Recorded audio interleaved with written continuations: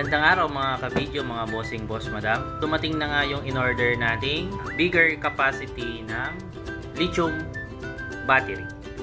3.7 siya.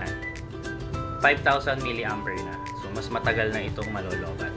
Ipapalit natin ngayon yan dito sa ating mga ginawa at di-repair na rechargeable lamp. Ang nakakabit kasi sa kanya is itong 3.7 volts na 2,200 mAh lang. So single cell lang siya, isang battery lang siya. So papalitan natin siya ng dalawang battery. So yung isa yan ay kabit ko na, tapos yung isa ikakabit ko pa lang dito sa kabila. Okay.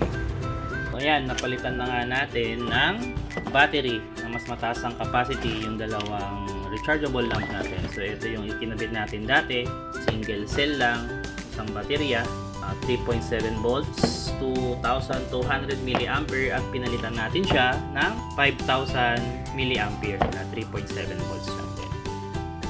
I-charge na lang natin para lumakas. Yan.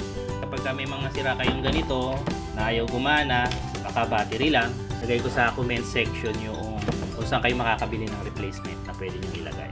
Yun lang, maraming salamat sa panonood.